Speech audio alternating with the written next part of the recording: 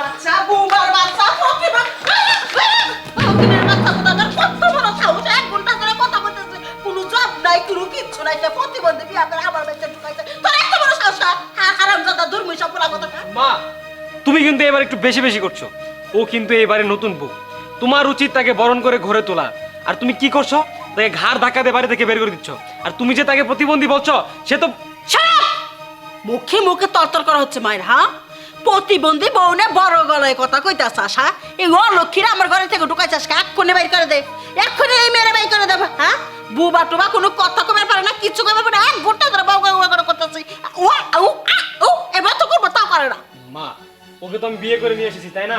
এখন তুমি তাকে তাড়িয়ে দিবে এইভাবে কি কে হাম তারাই দিমু মানে আবে বাইরে বাইরে আর তুই যদি বললে গেলে এত দরদ করস তাহলে তুইও বাইরে যা তোর মতন পোলা আমার দরকার নাই তুই পোলা করলাম যা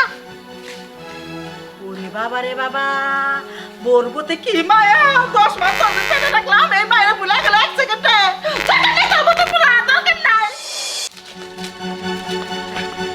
আসসালামু আলাইকুম ম্যাডাম একটু লেট হয়ে গেছে আসলে রাস্তায় প্রচুর দাম তো আচ্ছা আপনি যদি সইটা দিয়ে দেন তাহলে আমি এই প্রজেক্টটা চালু করতে পারি কুইক ভাবে সইটা দিয়ে দেন জি ম্যাম আপনি যদি সাইনটা দিয়ে দেন তাহলে আমাদের আম্মু এই প্রজেক্টের কাজটি শুরু করতে পারে ওই ছোট লোক বুবার বাচ্চা ছোট প্রতিবন্ধী লোক কোথাকার তোর এত বড় সাহস এই ছোট লোকের বাচ্চা এই চেয়ারে বসে আর তোর কাছ থেকে আমি সাইন নেব এই ম্যাডাম কোথায় এই ছোট লোকের বাচ্চা বুবার বাচ্চা হ্যালো বুবার মতো রয়েছে এত করবি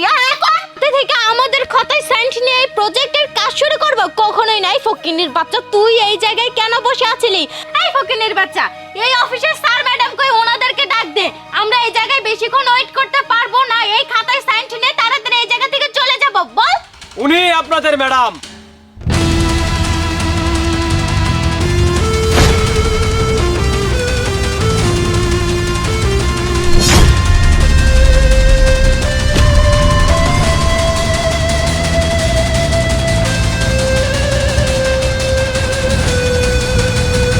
শুনুন আপনারা যে প্রজেক্টের সিগনেচারের জন্য আমার ওয়াইফের কাছে এসেছেন আমার ওয়াইফ যদি ইচ্ছা করে আপনাদের সিগনেচার দিবে না আর আপনাদের প্রজেক্টে সাইন হবে না ওই বান্দির বাচ্চা মুখ সামলায় কথা কয় হ্যাঁ স্ত্রী কইতাছাস একটা ফকিনের মিয়া বোবা চুপ থাকো মা আমি ভুলে যাব তুমি আমার মা আর একটা ফার্দার যদি বাড়তি কথা বলো সরি আপনাদের এই ফাইলটাতে আমি সিগনেচার দিতে পারছি না ও মাই গড গো বুবার মুখে কথা পড়ছে ফুট করে কথা কইতেছে এই বুবা তুই কেন করে কথা কইলি আমার কথা চুপ থাকো মা আর একটা কথাও বলবে না ও কোনো প্রতিবন্ধী না ও কথা বলতে পারে আর আমি যখন বিয়ে করে আমার বাড়িতে নিয়ে যাই তোমার সাথে কথা বলতে চেয়েছিল কিন্তু তুমি তার সুযোগই দাওনি তার আগে তুমি বাড়ি থেকে বের করে দিয়েছো আসলে একটা কথা কি জানেন আপনার ছেলে যখন আপনাদের বাড়িতে আমাকে বিয়ে করে নিয়ে যায় তখন আপনার সাথে কথা বলার জন্য অনেকবার আমি চেষ্টা করেছি কিন্তু আপনি কখনো আমাকে সুযোগই দেননি যে একটা বার আপনার সাথে কথা বলবো আমি আপনি আমাকে ঘাড় ধাক্কা দিয়ে বের করে দিয়েছেন আপনার বাড়ি থেকে তার থেকে বেশি কষ্ট কখন পেয়েছি জানেন যখন আপনি আমাকে ঘাড় ধাক্কা দিয়ে আপনার বাড়ি থেকে বের করে দেন জানেন ছোটবেলা থেকে বাবা মাকে হারিয়ে ফেলেছি কখনো বাবা মায়ের ভালোবাসা কি সেটা বুঝতে পারিনি কোনো রকম বড় হয়েছি পড়ালেখা করেছি মানুষের মতো মানুষ হতে চেয়েছিলাম কিন্তু আমার তো ফ্যামিলি ছিল না আমি সেটা হতে পারিনি তারপরে আপনার ছেলের সাথে আমার সম্পর্ক হয় ওকে আমি ভালোবেসে বিয়ে করে আপনাদের বাড়িতে যাই আমি ভেবেছিলাম শাশুড়ি তো মায়ের মতনই আর শাশুড়িকে মায়ের মতনই জানবো কিন্তু আপনি সেই সুযোগটা আমাকে দেননি আপনি আমাকে অপমান করে দিয়েছেন অপমান করে বের করে দিয়েছেন আমাকে বোবা বলেছেন একটাবার তো আমার কথাটা শোনার চেষ্টা করেননি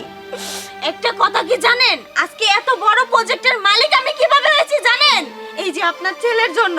আমার হাজবেন্ড সব সময় আমাকে সাপোর্ট করেছে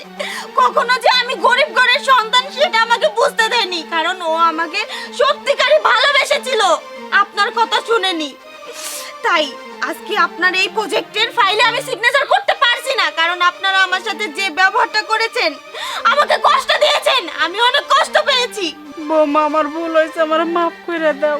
আমি আসলে বিশাল একটা অন্যায় করছি তোমার কথা শোনার উচিত ছিল চুপ করুন আমি আপনার কোনো কথা শুনতে চাই না তানজিক তুমি চাইলে তোমার ফ্যামিলির সাথে থাকতে পারো, আমি ওনাদের সাথে কখনোই থাকতে পারবো না। থামো তৃষা, এটা কখনোই সম্ভব না। মা একটা কথা শোনো, তৃষা ভেবেছিল সে একটা ফ্যামিলি পাবে, সে একটা মা পাবে, কিন্তু তুমি তার মর্যাদা দিতে পারোনি, তাকে ঘাড় ধাক্কা দিয়ে বের করে দিয়েছো। আর তুমি আজকের পর থেকে ভুলে যাও যে তোমার কোনো সন্তান আছে। তৃষা চলো।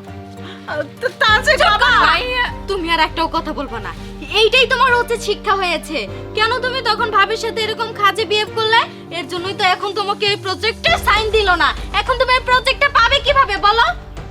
আমি তো রাস্তার ফকির হয়ে গেলাম, আমার এই বদমাইশ পোলাটা ফকির বানাইলো, আমি না মাপ চাইলাম, পোলাই কি মায়েরা মাপ করে দিতে পারলো না। আল্লাহ একদম ঠিক কাজই করছে, তোমার যা পাওনা ছিল তুমি তাই পেয়েছো। তৃষা চলে একটা শিক্ষা হোক।